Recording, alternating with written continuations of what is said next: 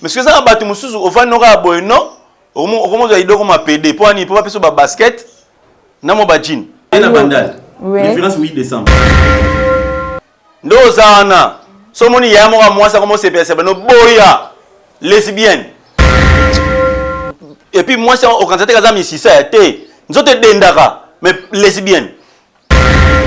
Ata mula makolo même ko non so mutuka za moi mbali mutaso mutuka. Eza moi mbali so neni ta aso de.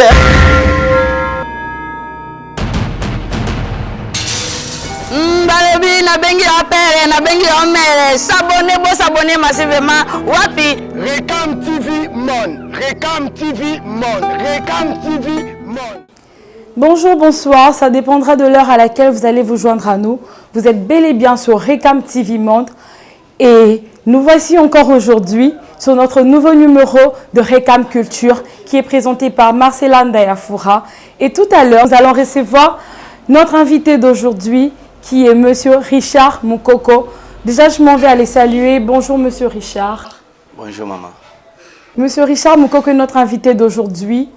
Déjà, tout au long de cette émission, vous allez apprendre à les découvrir. Déjà, c'est un monsieur connu de tous. Mais je ne veux pas monopoliser la parole. Je vais lui laisser s'exprimer afin de vous expliquer qui il est réellement. Monsieur Richard Moukoko, veuillez vous présenter devant nos internautes qui sont en train de nous suivre partout dans le monde. Qui est Richard Moukoko? Voilà, j'aimerais commencer par remercier d'abord la patronne de cette chaîne, Recam TV Monde, pour l'organisation. Et puis j'ai dit bonjour à tous les internautes et ceux qui vont reconnaître leurs serviteurs et ceux qui vont découvrir. En tout cas, je suis très content de partager ces moments avec vous au Kande Tolobaka. Tozongana Namboka, merci na bandeko nyonso.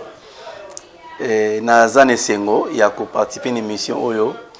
Pour la première fois, et j'ose croire que ensemble avec l'équipe Recam TV Monde, nous allons faire une bonne balade. Voilà.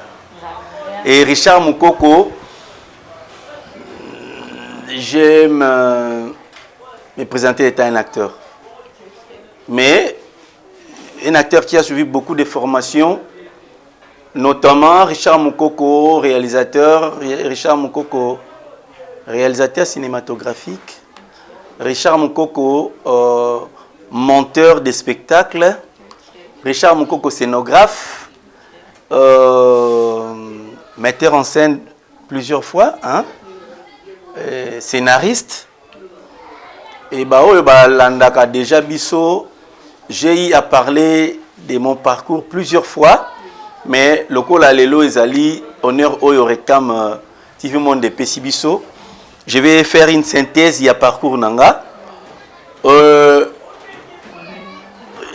J'ai commencé avec ces métiers si nobles à l'école primaire. Déjà en troisième primaire, j'étais déjà un acteur. Bon, ça c'était juste pour des concours scolaires. Hein. Je me rappelle bien, c'était à EP4 Lissala, à Kassavubu, na Triste Roi. Parce que tous on a des références, des repères. Et je me rappelle à cette époque-là, ma directrice de l'école était Maman Kilonda Kialusaku. Paix à son âme, elle venait déjà tirer ses révérences. Et puis, tant que sali ba concours wana, moi premier prix, hein, il y a meilleur acteur, hein, déjà dans la troisième, quatrième primaire, parce que nous avons imité la tonalité il y a Cocodian Zombo. Voilà. Cocodian Zombo, mais dit ballon na côté na mukoni tu sali moi kunki. Des aïe création mo OSP il saka ba membre jury. Déjà na âge wana mona mukaz inspiration na. Et c'était parti ndengwana na 6 primaire nanga na EP4 Lissala na continuer kotanga kela sineti mwana nyoso na bossa na ipe nanga makambo ya théâtre. Mais du coup un jour parce que j'ai fait kimbangiste bolanda teni na lati otina sepelaka olata boye naza chrétien, voilà. Donc, kozala kimbangiste moko mususu ba ndeko ya jeteki donc groupe théâtral kimbangiste ya paroisse ya Ngiringiri bazaki na prestation moko bazoluka bana mibali ba figurer et moi j'étais flûtiste bayeko pointenga étant quelqu'un courageux et moi c'est que ça rabattu et tout tokei nakinaki figurant mais nasukaki acteur principal et Bouya Makambango et Zongaï Banda Mokoloana. Je me rappelle encore, on était avec Bienvenue Ndala, Alain Mangele, il est là comme pasteur na Belgique. Mangele Simakanda, mon ami, il est là pasteur na paroisse Kimbangi, c'est à Belgique. Et Tokei Bongo, Ti, Tolani ba formation, belé. Na théâtre Tozio Kajia Kobima côté moi bamboka ya Afrique ko participer na ba festival et les ko sala pe moi musalango eleka na TV tout ça na ne boye ko kutanga lelo na émission na bino. Donc j'ai un long parcours so na bino ba no sala détail ya parcours nanga et ko zo biso na vansi ata 4 émissions de suite. Mais est-il que ba internet ba yebi biso déjà ba yebi que Richard Mukoko c'est un acteur un scénariste oyo ameka ko comment filmer malamu po bango ba sepela donc yango na rose loba. Merci beaucoup pour la présentation Nayo. Là c'était juste la présentation de l'artiste à expliquer qui il est, parcours Naye, ti akoma o azalelo. Alors, en parlant de ton parcours, pour que au banda théâtre et tout, autant que les biso kombo ya Koko Dianzombo, pour Ozwa qui moi sur scène ce jour-là au imita qui est. Ouais. Mais en parlant de personnes, soit de personnages qui t'ont vraiment donné cette envie de jouer et tout ça là, banani baza ba source d'inspiration nayo. Ma source d'inspiration, je sais pas, moi ma source d'inspiration c'est Dieu. Mais bah repère nanga eza. En tout cas jusque là ezalaka Elombe Soukari. Pendant que je regardais le groupe Salongo, j'appréciais tout ce monde là, bah maman na biso na ba papa na biso wana. Mais je me retrouve beaucoup plus dans la peau d'Elombe. Hein? De par sa façon de jouer, sa façon de rendre le jeu et puis ben sa façon d'interpréter le texte. Tant on a ne salé makate nazaka lobango rêve nanga ezalaka na jouer scène moko ne Elombe mukule yaka ezalaka na babiloko ya likoko hein biloko ya likoko donc Ligue congolaise contre la corruption ezala babiloko mongo ya français hein. Et quand on m'a appelé non Richard, viens prendre le texte et tu vas jouer avec Elombe na tournage ya Likoko. Je regardais Likoko na télé. Je me disais ah, biloko belanga linga yango mais ba le kanga bondeni kande ezalaka. Le roi Nzambe azanika mettre à temps et à circonstance. Par le canal de mon ami Monga Ekbogo, Jocelyn Makala, à qui j'ai dit bonjour. Il m'a confié le personnage d'un Papa Moulouba, mais joué en français, qui l'a baptisé. Okay. Et j'étais devant mon idole. Okay. Et ce jour-là, j'ai tapé le poing sur la table.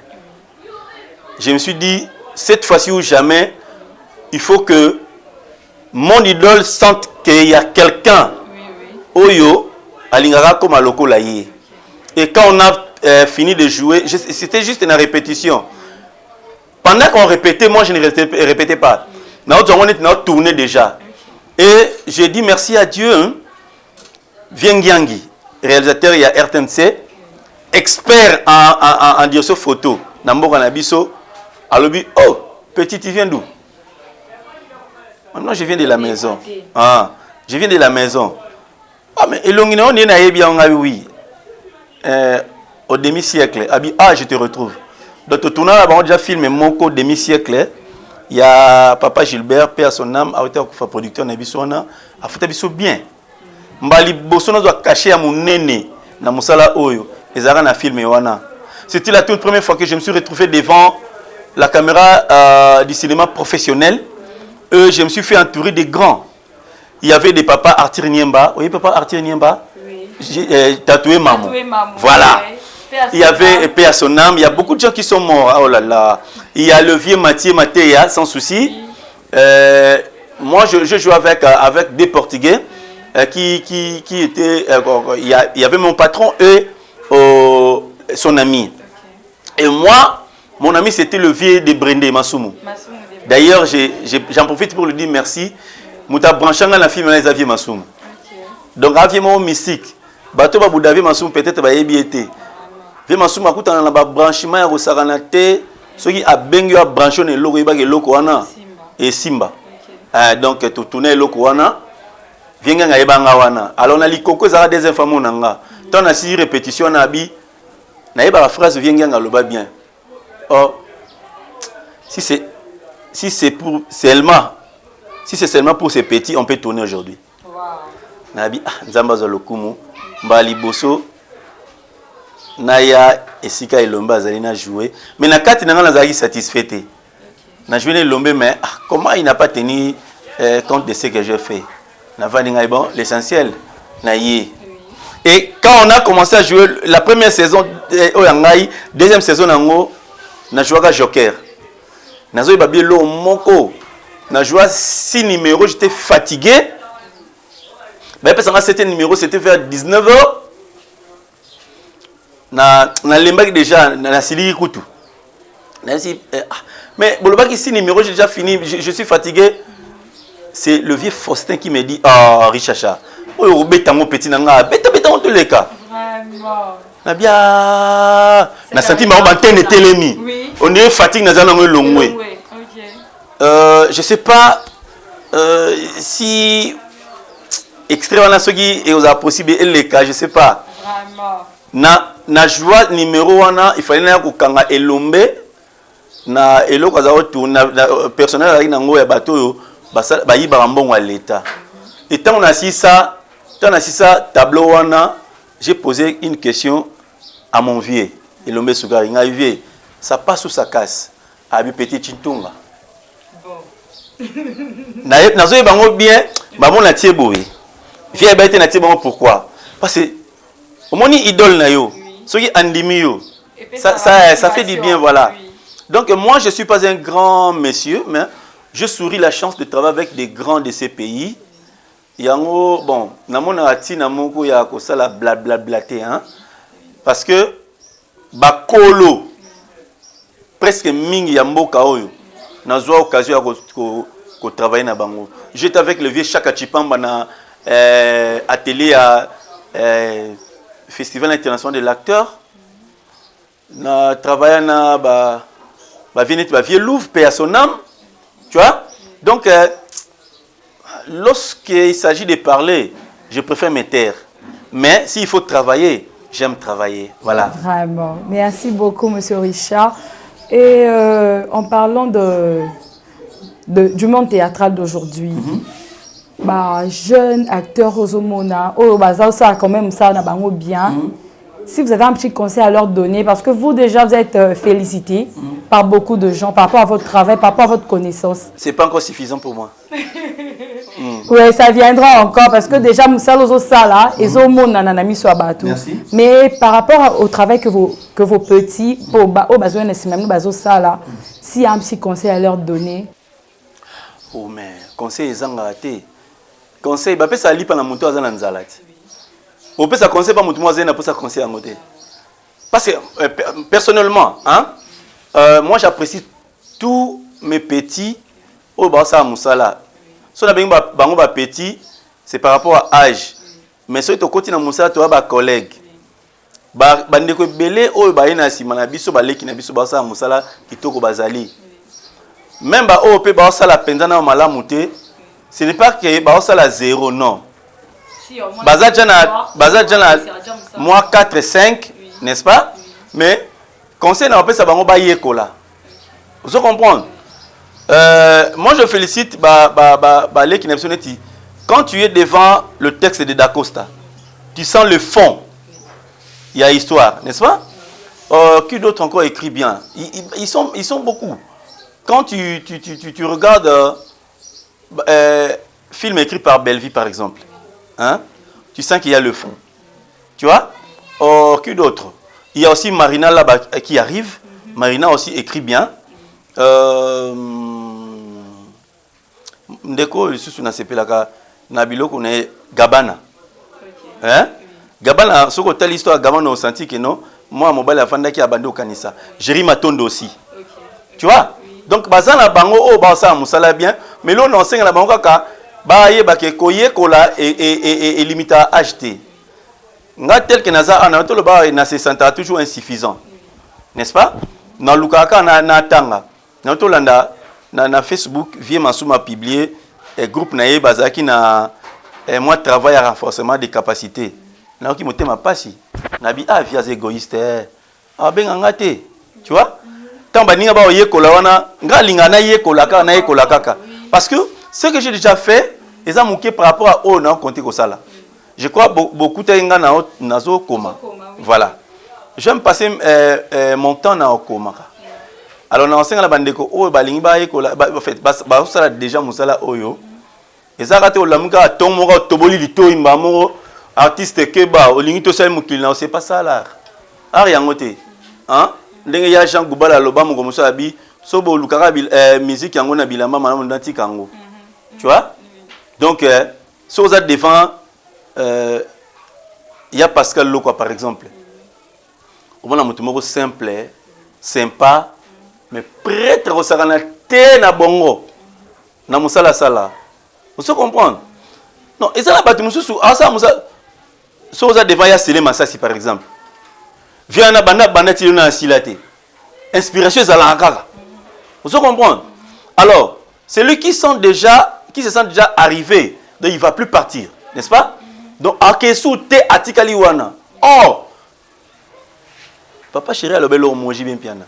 Celui qui n'avance pas recule dans tout. Et l'homme musa aloba, vous savez hein? Ngana yoka emo yoka mawa o temino ka boye mobala yana bina tinilo caméra na poto obina comme cameraman tant o tema devant aimer le pitumuno bi avanda ebe lo te di ngala réalisateur caméraman côté réalisateur on est où là? Mais JB Piana Lobby, nous devons respecter les gars qui ont vécu. Vous comprenez? Richard Mukoko que je suis dans le bango mukolo na ozwali kanisa comme orgueilleux. Nzambe oyo asalingana za lelo naza a rappelé ngata na ndoto. Ata atina ta mutaliboma beta mbata nzela. Vous comprenez? Pourquoi? Parce que natalaka et pas ina uti na musala oyo nga kemba. Na musala oyo sala ona kemba osunga bate bele bandima ngote. Yo na obimate. Comprendre? Babilo belé batata na poto wana depuis sera ba CD. Babilo na tamsa na Eloka Richard. So lobi ba bokosi. Comprendre? Mais en titre de rappel, na rappeler le morora. Mutu so atala combat spirituel les affaires melanga. Ah bon? Combat spirituel so ko zuango et talama trop na poto. Et ce moment trop na ba DVD. Film wana eza idée, scénario, mise en scène yanga. Muta filma film wana eza cousin na jino nzami mwana never love c'est le moment. Mais pourquoi tant ozo ça va makama bien boé mais ozo mi bomba olinga komi bim c'était que c'est toi qui écris et tout ça là. Parce na batu mususu ba yebi yo kyokomaka mais ba film wa minende zotan ba commande ti combat spirituel ba tu belé ba ignora que c'était toi le scénario. Combat spirituel au benga film ya munene wuti bongo tout récemment na to sala to kabwana a na Belleville TV. Et ça qui cano. Tu vois? Donc, quand on a sali to kabwana, bah internet va se rappeler na premier épisode. Ah, féminine yo bilonga sikeleki belé tout ça. Mais après, quand on va bando la deuxième épisode, va comprendre ah, Isaac inde boye. Je dis merci à vous tous parce que vous savez comprendre les bonnes choses. Vous savez comprendre? Nazo qui risque de retirer le premier épisode bilonga sikebele. star bazaki na premier épisode ezali kaka Alain Ibutu Mimika Bongo, n'est-ce pas? Au point que ngamo mukolo film la joie film on a été. Vous se comprendre? Pourquoi? Parce que je voulais que banananga babima. Donc on comité dans le devant na makam. Landa ba film son asalaka na mitiaka libosote. Le seul film oyo na joie acteur principal. Eza ba passe leki. N'est-ce pas? Ezalaki na demande il y a producteur nango. Mais c'est légende Koubambong que je salue, patron de Légende TV. Alobi coach salangai plaisir ya ko jouer rôle wana principal yomoko selon briefing au pessinga la histoire. Ouais, incarner qui peut rôle wana très bien. En tout cas, s'il faut que je dise aujourd'hui, je dis merci à Koubambongo parce que biloko nyo c'est les gars na site na yé. Azoli nganga mona jouer rôle principal. Na sali bapa seleki avant bapa seleki na salaka lobby nanga. Lobby nanga na jouaka mutali boma. Ezaka na demande na ye. Je dis merci à Belleville na pasi oyo andimaka pour na filmer wana. Et après na kosala na sali nini ka na Légende TV wana. Ozoma ke nazala en avant-plan na demande ya producteur. Mais ce n'est pas que tableau oyo esili ngai oyo elandi ngai oyo kuna ngai te. Ba ngati. Donc j'en profite pour dire aux gens qui écrivent. C'est pas parce que tu écris ton propre film que tu dois apparaître plusieurs fois. Ça va fatiguer les téléspectateurs. Ok? Donc, quand tu écris, il faut équilibrer. Je crois que Yolanda déjà babilo ronanga. Voilà. Au moins que na film nanga, on est moutonio ça dans un rôle principal. Voilà. Izali koyekola. Il y en a ba bande ko ba yekola. Koyekola za kama bete. Ngai nazana leki moko. So na sale loko na ngana bengaye. Ah, yaka, tala na loko. Vous comprenez? Ah, vie, ah, bien, mais ah, ça m'a boy. Hein? Il est parmi les qui ont travaillé na bango. Rama Chungo, as chef de répétition nanga. Vous comprenez? Donc, et bon, maranango te ke otuna mutu. Lelo nga azolo baboye. Nazalaki boye te. Que navani boye équipe moi lukanga pour na l'émission. Ça vient avec le temps. Vous comprenez? Et ça te que comme PD hein? Comme PD pour rouler la Jeep. Mais en parlant de ça, bon, et ça peut personnage, je me souviens de imiter pour que pour na copier, ça peut être une histoire. Mais il y a une différence entre la personne et le personnage. Mais non, et ça tombe sur scène, mais en dehors de la vie, en dehors de scène. Non. Moi, je ne parle pas de PD en termes, il y a jeu. Non. Oui. Je te dis une chose. Oui. PD nada. Oui. Oui, comme on est master. Oui. Bogar, hein? Bogar. C'est un maître en plus. Playboy. Donc, ce que ça gagne à Tindigelo, lui, fait quoi? Vous comprenez? Oui. Mais ça PD, oui.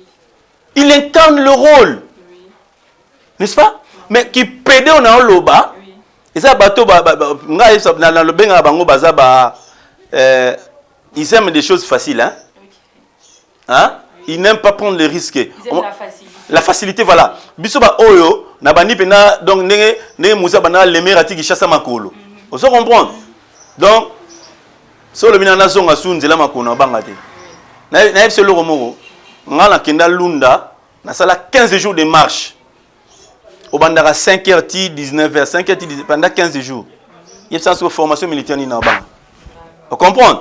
Mais ce que ça a battu, on va nous avoir non?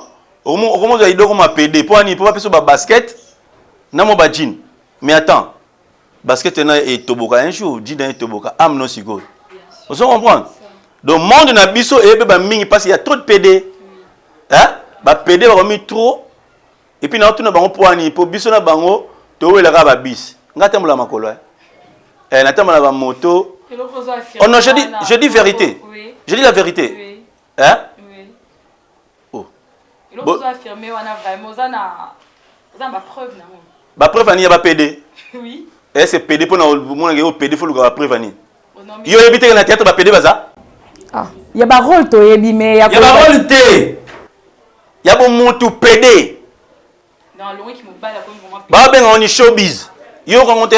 Non mais sérieux, Toyoka. Non attends, on ne peut pas continuer à se voiler de face comme ça. Totika mabé va pas la monter. Comment tu es un monde où on attend aux autres baboué, bazo mona réellement que. Maman, dans un monde où on a sûr que dans le théâtre il y a des PD et moi je condamne ça. Aussi mon film là c'est PD. Non non.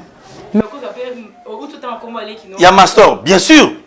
Vous comprenez? Bien sûr, na personnage où il y a PD. Mais ngai ce qui est Master Hollandanga. Mon frère, j'ai un film que j'ai écrit pour toi. Fais-moi honneur. Il y a un jeu film yana mukona benga. Comprendre? Na le bas détail na ngote. Soko lobby monia ngona kingandi TV. OK, mais Pour jouer Master, tu jouer nada. M'en fous. Ah, je m'en fous. Vraiment, monsieur Richard, oui. Voilà. Donc, au moni, Rekam TV Monde Negeye Boye, Ngai, Nansenga na Maman Mokonzi. Maman Rebecca, Sunga Bisoto Sa Musalo Malamu.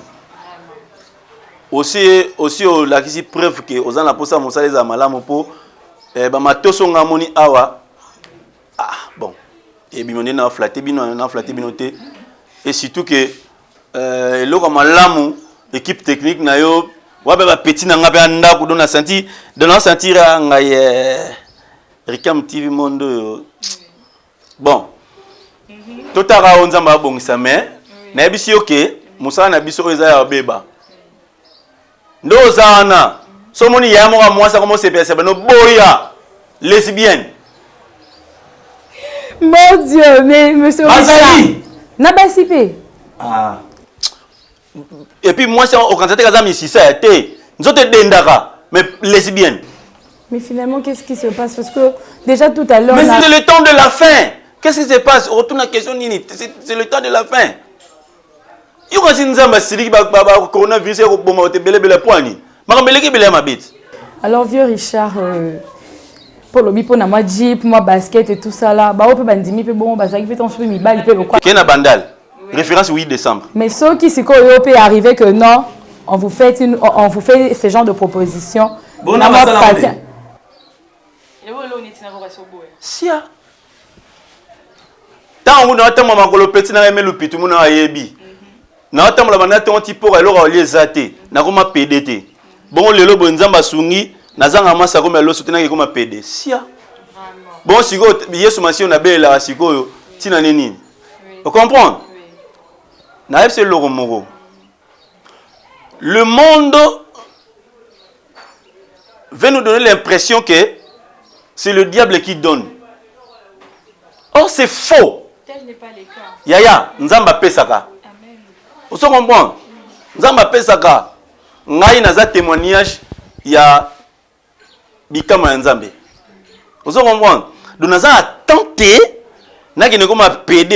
j'ai dit ça même à mes acteurs. Si on a posé un président Tamboula na ba Jeep, hein? Kende Luka et côté dans le groupe na, moi je m'en fous.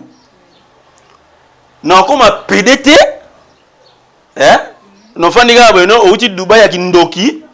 Tant si on a avion et yebanité, allez. Non, attends. En parlant de groupe théâtral, monsieur Richard, vous fréquentez déjà un groupe Nini. On a côté dans le groupe à Moutouté. Et pourquoi? Parce que na linga na ngate. Mais tout à l'heure au Tangela Ibiso Komba, il va pas Elombe Soukari au hasard. Hasard idole na yo, mais pour Anito qui n'est que fréquenter groupe Simba. Non attends, né na Zabo et na Céline Dion. Il faut qu'on ait comme un drummer né. Voilà. Mais, donc, il y a Faustin Soukari et Lombe, Aza, idole nanga. Au moins, complexe, monsieur, idole nonani, idole nanga, Jean-Claude Van Damme. Yoso Koutan Jean-Claude Van Damme. Et ça va complexe à Bouzoba. Vous comprenez? Ngala idole nanga, il y a Faustin Soukari. Mais, Nazala fanatique à Tito Yaliwa. Vous comprenez? Et ça, Tito. Il y a Sélé Massassi. De son azali bosso na bango. Na jouera na pasi. Pour nyoso ba osala na oseka. Vous comprenez? Et ça te que oh ngai idole na ni Jackie Chan. Oh. totika ba complexe soki nde awa sur place oh ngani naza boye soki mo centre a jouer na mona neti na mata na planer soki Bellevue aza na scène na mona neti na planer soki Karine Pala a jouer na mona neti na planer neti mikolo mona neti Naomi Lufankenda so la commis film Naomi azate na mona ndiye na péché vous se comprendre mikolo na robo ya décor vous se comprendre il a fallu Bellevue azwa décor abimisa au grand jour pour bâtir comme au benga mais tant vous pesa na mutu mo abuda décor na tournage na yete yena otia yete vous se comprendre lelo mutu ta comme zo liyanzi mutu so papa liyanzi yaka liyanzi so hotel ba gag nion so mikolo liyanzi azozanga te mais je te dis surtout zongi 5 ans en arrière c'était pas comme ça hein? Vous comprenez? Et j'ai dit aux gens, l'Indien a bon a bombe à retardement. Donc, et puis, j'ai dit aux internautes, j'en profite pour dire à un ami, oh, l'Indien mingi, hein, d'Olinzundu motema Solange qui bang mon ami. L'Indien ozo mona wana, na ebisio ozo mona pas na ye, eza mouké par rapport au nanabimicité. C'est moi son coach qui vous parle.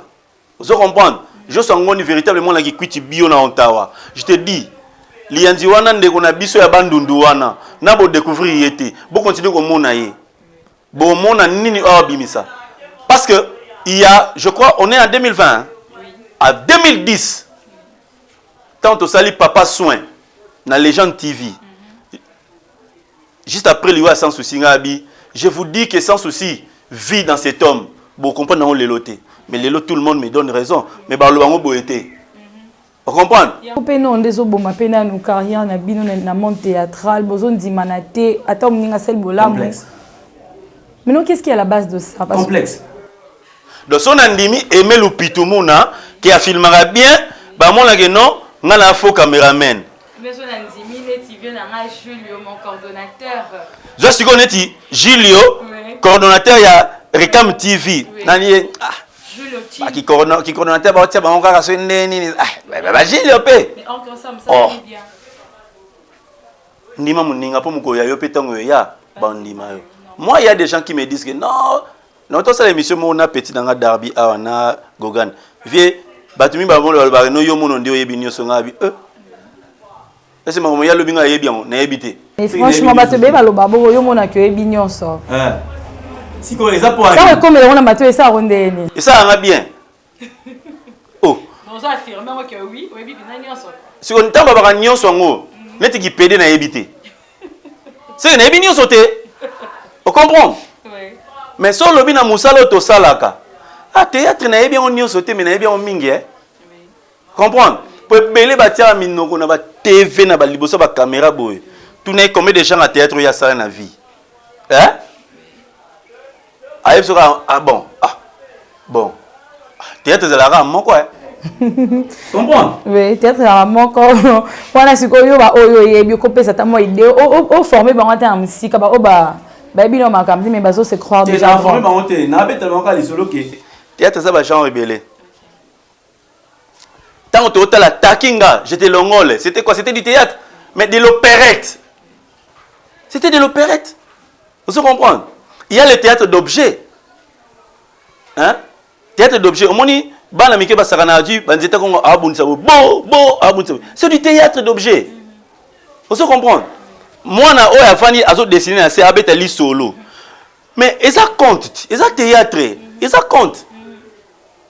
Oh, ce que vous savez, et c'est à mon avis dans le solo à Kaboli à sa distribution des rôles bien à tenir un personnage vous comprenez mais ce que bande qu'on a biso oyo balobaka no Richard Amon on ebi nyonso je vous dis que na ebi nyonso te ko banga mutu na musika bino benga pour une émission bo benga na tongote na bengani bino comprendre mais ça la batu oyo na Richard ok mais approcher on a noté tant on se pas approcher yo yaya quand on veut noyer son chien au la guise de rage ah oui hein na Gilles wana ah yebi Gilles zela na site on rolongwa famoto donc on dit ndika teli fongo Donc, accentuer au point que yo. C'est que awa, on va nous y aller boulot, na idée wana. Au point que on gile, on va nous on est retard pour ani. Bisi pasi, yo zara boye banda combien de jours. Vous comprenez? Pour aux déjà na note wana. Alors, na yebse lo mo, ngai obi ke basala kabala benga so na ba filmer te. Pour la nini? Bo benga te yena ba filmer na tiaka batu te, siko na yebite. Tant yo talaka ba passer leki, o monaka batu be te. To monaka batu, to monaka Herman Kasongo, to monaka batu ebele vraiment. Siko yo, na yebite na sala Titanic, na benga mukili mumbimba. Est-ce que na zana mbongo ya futa bango, ya futa bango. Vraiment. Donc to yina na biso pamba, je te dis même yo noza boye. Zelaka émission on ndenge bandi boye, ils ont en plaire. Hein? Moi je te dis, nazo le bango devant petit écran que moi je vais t'aider pour atteindre ba star news à théâtre, hein? Merci beaucoup. Pour na inviter pour basa inviter na yo. Vous comprendre? Ba on les na plateau na yo. Tant émission ils ont en plaire. Hein? Au moins on est ba koni ya ba image voilà, donc en tout cas, Moussala Oyo, on a la comment ils ont koufa, mais oiseau quand c'est théâtre et koufa, et koufa te yene muta koufa. T'as pour que koufa te moi un petit conseil pour que to. Conseil ba yo ka ngote. Lilo bezali ke oyo azo kanza théâtre ko kufa po yozo bebi sango na ko sala musala mabe yeba ke théâtre kufa te yo muto okufa pourquoi bon moto no ekufa te mais musana na ya mabe ko longwa hein surtout ba bazo linga buzz bikambo tali buzz ba jeune acteur alelo ba lingi buzz trop or que ba papa il va travailler na buzz te ba papa son aussi ba travailler na buzz te mais ba jeune acteur alelo ba lingi buzz pour internet salade. Le monde d'internet et les buzz, buzz. Est-ce que Moutounion sans a besoin de buzz, mais il y a des buzz qui ridiculisent. Normalement. Vous comprenez? Au Lugaka a buzz pourquoi? Parce que théâtre sans buzz aussi, ça peut fonctionner parce que on a yeba on c'est ma buzz té. Yaya. Talanga bien. Je prends tout le monde en témoin. Moukolo Richard a créé buzz. Bobenga ngabo rappeler nos amuta lokuta. Na moni ni nazaboy. Ngana yeba na ngati na za star. Aba bino mo yana bimenga ngamo la question mabilo na olia. Merci beaucoup. Merci beaucoup. Hein? Mais qui star le but que non na quartier ofandi ba monoka ka uzaka boye non. Non. Naza mutu. Yambo kozala star qui star e na ngos kalatao. Mais naza mutu. Vous comprenez? Na ko la ta qui star te. Hein? Bon, et ça l'importance nini. Vous comprenez? Je te donne net il est là boy. Vieux mondiali. Auto kufa auto tika biso pe son âme. Hein? Ceux qui m'a ramené c'est tamoli bien famille zo linga ba un accord awa. J'en profite pour présenter mes condoléances à sa famille biologique et artistique. Joannet vieux mondiali ba œuvre à Sala. Succès basala ba fena bakutana ba konza mboka boye. C'est ce que je vais dire à quelqu'un. Simba Kisi. Zwa succès. Sala nyoso lingi ba ke ekosi la kaka. Le seul succès o ekosi la ka tezaka succès à Yesu Masia na croix. Vous comprenez? Bo siko tina nini ngai na luka succès moko boye neti boso ngana yeba ngo bien. Soka kana keko Simba Kisi nga. Vous comprenez? Pourquoi? Nganga, a lukuta. A osengo muto ko pesa te po oboyo za liboma. Si on net ngani na za boye na kana posa na zala te ki suna bimba la nanit ba Kardashian te. Ka ona zala nga boye koki nango. Soki nzamba bakisi mususu yazwa lokumu. Vous comprenez? Petit mot à tête, vieux binomi ba mola bosse na ba théâtre au football na ba car nga pour mes até. Nata mola makolo même ko non so mutuka za moi mbali mutaso mutuka. Eza moi mbali so neni ta asom der. Vieux Richard aux hommes martelé sur le camoteli qui pédé mais bon pour na lelo to chuter moi mukie. Je suis pas en train d'attaquer les gens mais nazo condamné anti-valeur. Oui, oui, oui. Vous comprenez? Normalement. Loin de moi l'idée à réaliser Batu Moussousou. Oui. Mais Batu Batu Oyo Bake Banzela Mabe, Bazolinga ba influencer Baninga Bako Tanzila Mabe. Yawanga na lobby que jamais. Vous comprenez? Ce qu'on dit à caviar nanda kuna yo, ovana nanda kusoki ezana ba marbre, m'en fou. Vous comprenez? Parler de marbre mukono matika ngoya. Oui, mukolo parler de marbre. Te. Ndele. Oh oh. Ah yebi kutu yete. Mais atika. Vous comprenez? Donc nyon surtout le cas Bible lobby litomani na mutu azwa nyon so na mokepa bungisa bo moinae. Vous comprenez? Vous comprenez? Ngai naza ba conseil ba ndeko belé tozwa kande to sola boy. Prenons par exemple père son âme Dadi Dikambala. Abi mukoko. Belé ba simba kisi pona ba biso ba tapi rouge. Azo mono soko sala moi nini boye. Ah c'est ka simba. Yaki asimba nzoka biso oyo. Et ça kaka ndenge nzamba. C'est là mukilia. Vous comprenez? Vraiment quand je cite le nom de Dadi na Santa Bachir de Poulet. Donc, tout ça, Moussala biso nyonso. Tout ça na problème na mutute. Moutoza na problème na biso alimbisa biso. Naza parfaité, je peux avoir des imperfections.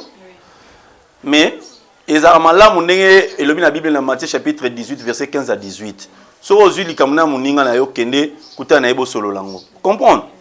Et ça na musika ka boya Richard wana avanda ye akobunga tokolakisa ye akuta batu tout ça bata vanta ligne ngaza naza artiste ya vanta ligne était ngaza donc naza artiste ya vanta ligne était parce que to banana ba VCD ba DVD ti le nza boy sende ye na vanta ligne keba vous comprenez pour belé batia ba makela so bon comment filmer ça va to bengi batu ba comment filmer ba ya bo vanda kabola ba papier boniko. Vraiment. Tu vas nous chuter, hein? Tu vas nous chuter. Tu chuter. Maman Rebecca, oui. Merci na encore une fois na Moussala Kitoko Oyo. Bon ça la biso. Tozawana. Ceux qui besoin se faire sentir que tout tika trace na Recam TV to salango. Je ne peux que faire ça. Naza ferrailleur te, naza maçon te. Je suis artiste et comédien. Tosa Moussala. Tu comme j'ai souka. Bon, tu comme chuté, mais tu aussi ça boit tête à mon bambo, tu sais que Zali n'a pas remerciement pour les artistes. Oui. Batumosu Barozanga, mais d'entrée de jeu, j'ai dit grand bonjour à un couple parfait en France. Couple à Natacha Pina Noisette Basila, en France. Maman a tête. Mbote na yangwana. Ma petite sœur Medamou, la reine de l'île. Mon ali la Tongo, et GB de Jésus, Blanche Guerre et Maman Ngouya en Belgique. Après que soufflé 40 bougies nae, Nzambe abombo lisusu. Ils allaient venir d'un faire à 365 fois D. D'ailleurs, venez à la 40 fois 40. Donc, où me la yo, Maman Ngouya, Maman ya Fondation Ngouya. Mifi Kadilou, c'est non pas moi monsieur Nasikaka. Mifi Kadilou oya Pegintingi motema ya tani ya Pemba. Mifi Kadilou oya Pegintingi motema ya tani ya Pemba. Ya bino yango wana. Je dis bonjour, grand bonjour à mon ami Joshua Ngondi véritablement moi na kikwiti bio le kiabatu ya Katika Nika la restaurer. Grande sœur Kobara na opesa ba conseil à Malamu Katika Nika, sans oublier Deborah Tumfansoni, la valeur de notre province. Deborah Tumfansoni, la valeur de notre province, le Congo central, nakati ya Canada na Ottawa. Ya yo yango wana Deborah Tumfansoni o pire petit nanga Herman Kasongo, vie na oyeyo. Baliara boudin, baliara mapa, bamela coca, metanga kwelaka yo, comme no balelaka, yango batongela yo, mais viens yo, azalaka tilelo. Comprendre? Dis-moi qui tu fréquentes, je te dirai qui tu es. Donc je dis encore merci na petite sœur propre Glodis Kabea depuis les États-Unis, les Kinangamoro. jamais na wela ona mutu. Babi Dimona la diva parisienne. Tika tout la musaka masolo ndenge zalaka. Babi Dimona la diva parisienne, maman ya Paola Sono na Laura Chisumpa, moninga ya Isabelle Tumba oya bienvenue wawa. Veut dire bienvenue wawa. Bombastique na ele, motema ya tani ya toko. Vraiment. Oya Bakarine Pala wenge. En tout cas, balike belé à ce monsieur yé na rosenga so émission musu na boka bango. Monsieur Sekoya parce que vous avez beaucoup à dire donc vous êtes tellement mutamaye les on a besoin dans ce prochainement. Si. So voyez ba bango tenga ne biso po film no kana tala ba pasi eleki. Ah non. De côté na vraiment. Ngamo na viva par une grande partie à filmer c'est moi. Vraiment. Torozoaton prochainement to betali solo wana po ya kolobeze belé. Mais pour moi, tant coordonnateur, on a un peu aimé. Cordon Chilo, veut dire moi filme veut dire c'est la peine on a Recam TV au Calaté donc bon on écriture il y a un cordon déjà donc mère boss cordon déjà en limite vraiment. Merci beaucoup tous ceux qui ont invité na biso à Lelo Richard Mukoko. Un monsieur très intelligent, les deux hommes quoi libosoto yambaye, mais hommes ezambala soukate. Et nous voici déjà arrivés à la fin de notre mission Recam Culture d'aujourd'hui, qui était présentée par Marcela Ndeafoura, votre présentatrice. Marcela Ndeafoura. Comment bon mais ya chroniqueuse ba zelo. Vraiment. Bonsoanga été. Ah aimé nous petit na petit na. Ah bon c'est là bonsoanga te pour déjà bien coaché na na équipe na biso mobimba donc non seulement ça ba conseil. Bon, je vais sauter. Puis, conseil sous il y a vieux Richard, il y a maman Annie. Il y a maman Annie, donc tout ça m'a bien entouré. Maman Rebecca, maman Abissé mon cousin à Pointe. Donc, nous ne pouvons pas clore notre émission d'aujourd'hui. Excusez, maman Rebecca, Limbi Sanga, so lingi site etambola bien.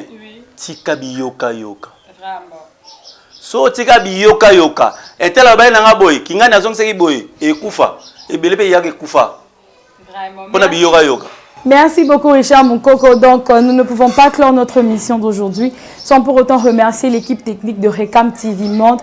Là je vois Julio Chintu, mon coordonnateur. Je vois aussi Aimé Lupitumuna. Vraiment, on a Pangui. Donc là je vois aussi le couple Mumba Muna. Là, je vois Monsieur Bona ainsi que Madame Rebecca de Recam TV Monde. Donc, quant à vous, nos chers internautes, veuillez vous abonner massivement, partagez le lien, partagez nos émissions. Donc, nous sommes toujours là pour vous donner le meilleur de nous. Quant à moi, Marcela Ndeafoura, je vous quitte, je vous laisse pour aujourd'hui. Mais je vous retrouve très, très prochainement au nouveau numéro. À très bientôt.